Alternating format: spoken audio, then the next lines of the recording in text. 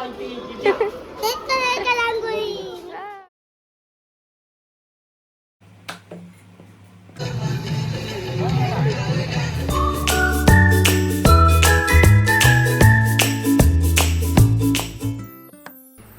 मंडळी, कसे आहात सगळे? मजेत ना?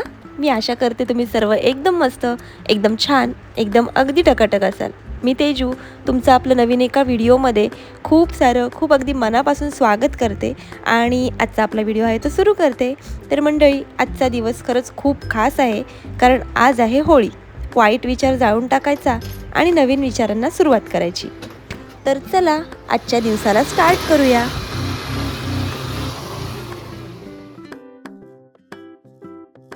तर मंडळी, विकी ऑफिसला गेले आणि मी पण ना ब्रश वगैरे करून घेतलं, कारण विहानला स्कूलमध्ये सोडायचं होतं. विहानला आज सुट्टी नाही आहे, विहानच्या स्कूलमध्ये होळी सेलिब्रेशन आहे, तर त्यासाठीच त्याला घेऊन जायचं आहे. तर म्हटलं फ्रेश होते आणि नंतर मग त्याला पण उठवते. तर मी काय केलं, फ्रेश वगैरे झाले आणि बबडूला उठवलं आणि त्याची आंघोळ वगैरे करून त्याला रेडी केलं.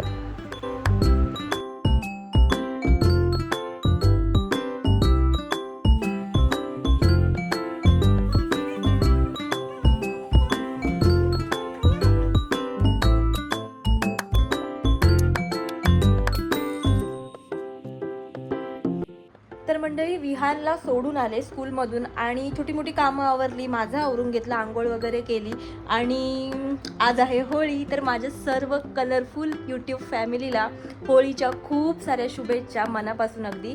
तर होळी बोललं तर मग पुरणपोळी तर आलीच, तर मग आज पुरणपोळीच करायला घेणार आहे. तर तयारी करून घेते पुरणपोळीच्या आधी आणि बघू किती वाजता येते, कारण बबडूला परत आणायला पण जायचं आहे. मग दुपारचं जेवण वगैरे पण करून घेते. आता बघू काय काय गोष्टी होत आहेत ते तुमच्यासोबत शेअर करते. हे डाळ शिजत ठेवले कुकरला आणि तोपर्यंत मी इथे गुळ पण किसून घेते, द्राक्ष खाता खाता. काय ग शिजुके, कुठे असतेस तू? कुठे असते जेवायच्या टायमाला? आता रात्री तुला मी इतका आवाज देते होती, कशाला पळते? इकडे मारत नाही, इकडे इकडे लवकर या या या. कुठे होती काल? मी तुला किती आवाज दिला ग, किती आवाज दिला? अगं जा, पूर्ण शाळेत येते की काय माझ्यासोबत?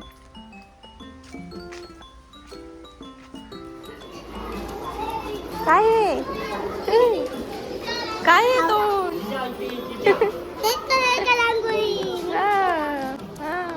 छान छान आहेत बघ, कशी मुलं आहेत ती बघ.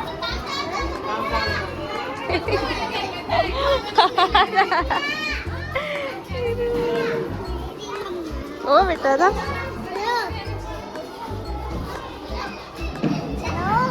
चलो तू पण मजा केली? काय? हर्षला पकडला आणि कलर लावला? मज्जाच केली रे तू तर. कलर झाला तू, रेड रेड पूर्ण. तर विहानची होळी झालेली आहे सेलिब्रेट, मस्त अशी स्कूलमध्ये दिसते चेहऱ्यावरूनच किती होळी खेळलाय तो. आता घरी जाऊन त्याला धुवायला लागेल, कारण कलर किती तुम्ही बोललात ना केमिकल नाही, पण ते काय ना काय मिक्स करतातच, त्याच्यामुळे पहिलं ना धुवून घेणार आहे मी. तर इथे माझ्या पोळ्यांची तयारी झाली. आता पटापट ना पोळ्या करून घेते, म्हणजे नैवेद्य दाखवला ना की बबडूला पण खायला देता येईल. पोळ्या करताना ना नेहमी पीठ ना असं हवं, तुम्ही बघू शकता, हे असं स्ट्रेचेबल हवं, तरच पोळ्या ज्या आहेत त्या मस्त मऊ आणि टम्म फुगतात.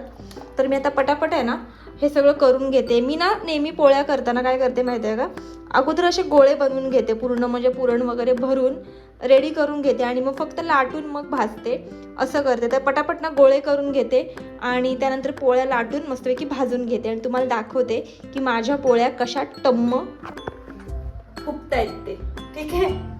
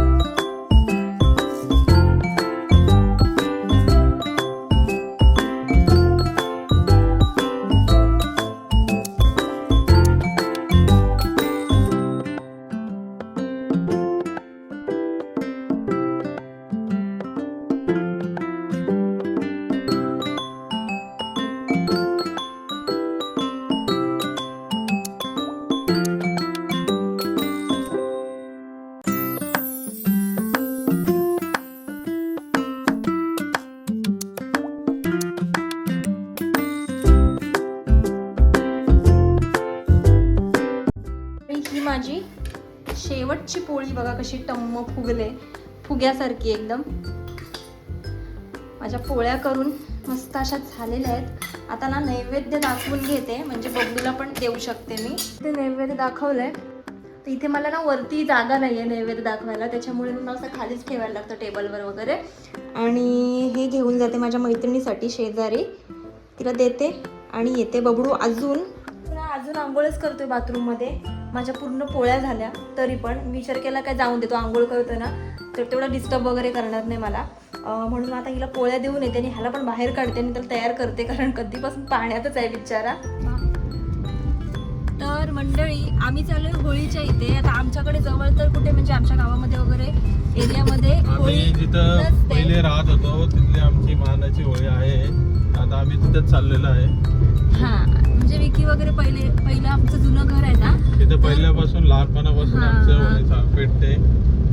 आता आम्ही तिकडे मी नाही गेले अजून, मी पहिल्यांदाच चालले, कारण बाबूला कसं बाबू लहान होता ना, मग एवढं लहान त्याला तिकडे घेऊन जायला बरं नव्हतं म्हणजे वाटत रात्रीचं. मग आता जरा बऱ्यापैकी वाढलाय पोरगा.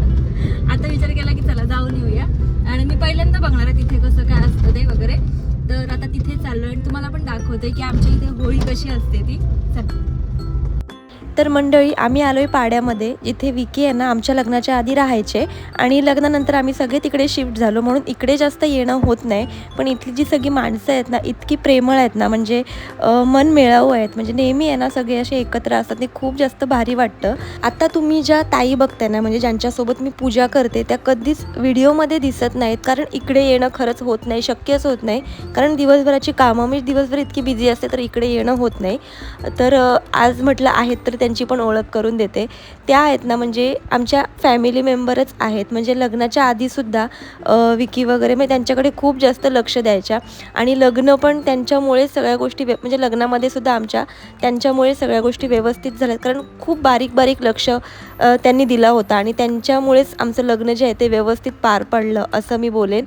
लग्नानंतर पण बारीक बारीक ज्या गोष्टी असतात त्या मला त्यांनीच समजावून सांगितल्या, म्हणजे इथल्या ज्या चालीरीती आहेत आणि माझ्या माहेरच्या चालीरीती खूप जास्त वेगवेगळ्या आहेत. मग इकडे सांगणारं कोण नव्हतं, याच होत्या. यांनी खूप जास्त सपोर्ट केला आहे मला. तर आता विचार केला की आता सोबत आहेत म्हणून त्यांचीसुद्धा ओळख करून देते. तर आम्ही आलेलो आहोत इथे पूजा करायला होळीला.